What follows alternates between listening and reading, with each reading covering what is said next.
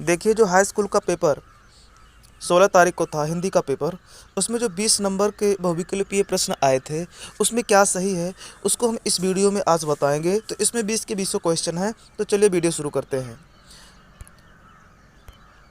देखिए हमारा पहला जो प्रश्न है, प्रताप नारायण मिश्र, पंडित प्रताप नारायण मिश्र लेखक हैं, मतलब वो किस युग के लेखक हैं, यह प्रश्न जो है पेपर में आया था। तो इसमें देखिए ये प्रताप नारायण मिश्र ये भारतेंदु युग के लेखक हैं। ये प्रताप नारायण मिश्र जो है भारतेंदु युग के लेखक थे। इसके बाद देखते हैं अगला क्वेश्चन। अगला है, गुनाहों का देवता रचना विधा है, यानी कि गुनाहों का देवता ये किस विधा की रचना है। तो गुनाहों का देवता उपन्यास विधा की रचना है। तो मतलब इस विकल्प का दूसरा वाला विकल्प सही था इस प्रश्न का। इसके बाद देखते हैं अगला।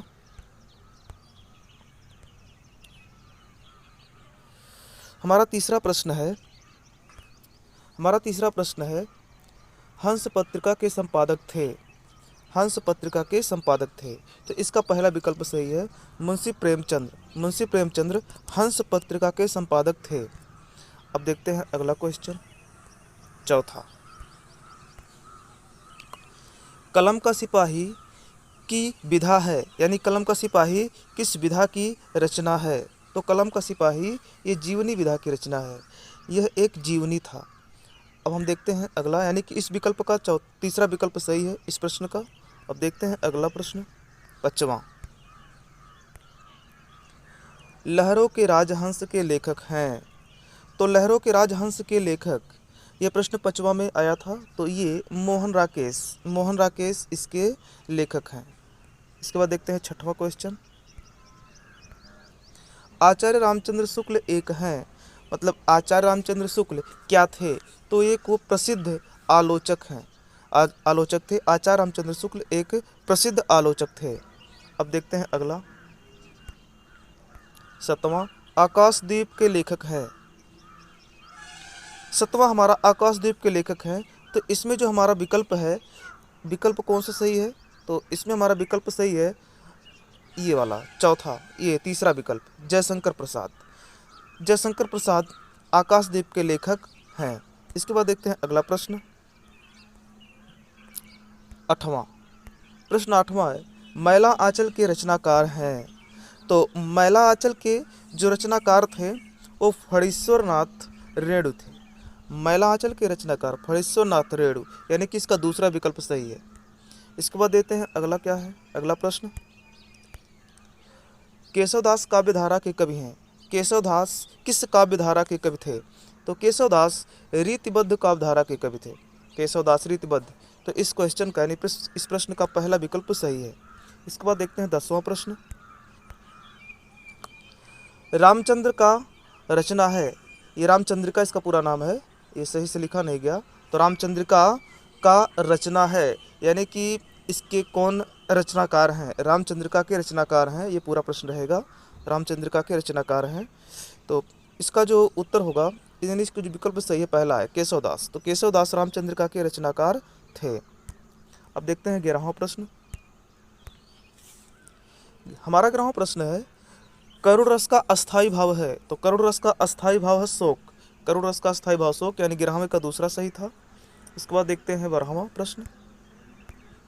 सोहत ओढ़े पीत पर श्याम सलोने गात, मनो नील मणिशैल पर आतप परियो प्रभात। इसमें पूछ लिया गया था अलंकार, उपयुक्त में अलंकार है, तो इसमें कौन सा अलंकार है इसको हम देख लेते हैं। तो ये 12वां का जो है, इसमें अलंकार आपका उत्प्रेक्षा अलंकार है। 12वां में उत्प्रेक्षा अलंकार, यानी कि 12वें का तीसरा प्रश्न, ये तीसरा वाला विकल्प सही है। इसके बाद देखते हैं अगला 13वां प्रश्न। रोला छंद में कुल कितने चरण होते हैं। रोला छंद में कुल कितने चरण होते हैं। तो देखिए रोला छंद में कुल 4 चरण होते हैं। रोला में कुल 4 चरण होते हैं। तो 13वें का तीसरा वाला आपका विकल्प सही है। इसके बाद देखते हैं 14वां जो हमारा सवाल था, वो 14वां प्रश्न यानी है, अधिग्रहण शब्द में उपयुक्त उपसर्ग है।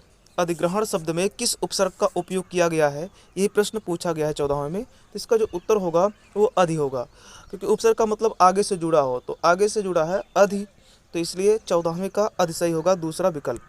अब देखते हैं 15वां प्रश्न। प्रत्यय के कितने भेद हैं? प्रत्यय के कितने भेद हैं? ये 15वां प्रश्न है। तो प्रत्यय के 2 भेद होते हैं। तो पहले यानी कि 15वें प्रश्न का हमारा पहला वाला विकल्प सही है। इसके बाद देखते हैं 16वां प्रश्न। 16वां प्रश्न है तिरंगा में कौन सा समास है? तो तिरंगा में हमारा समास होगा द्विग समास। द्विग समास चूँकि कहीं भी अगर पहले गणना का पद आ जाता है तो वहाँ द्विग समास होता है। जैसे यहाँ गणना का पद है तिरंगा में 3 है, तो ये द्विग समास है। इसका दूसरा विकल्प सही था 16वें प्रश्न का। अब देखते हैं अगला प्रश्न 17। प्रत्येक शब्द में कौन सा संधि है? 17वां प्रश्न है प्रत्येक शब्द में कौन सा संधि है? तो प्रत्येक शब्द में यण संधि है। प्रत्येक शब्द में यण संधि है। प्रत्येक शब्द में कौन सा संधि है? तो प्रत्येक शब्द में यण संधि होगा। अब देखते हैं 18वां प्रश्न। खीर का तत्सम रूप है। खीर का तत्सम रूप पूछ लिया गया है। तो खीर का तत्सम रूप हो जाएगा क्षीर। खीर का तत्सम यानी कि शुद्ध रूप हो जाएगा क्षीर। तो 18वें का दूसरा विकल्प सही है। अब देखते हैं 19वां क्वेश्चन। 19वां प्रश्न है नद्य शब्द का वचन और विभक्ति है।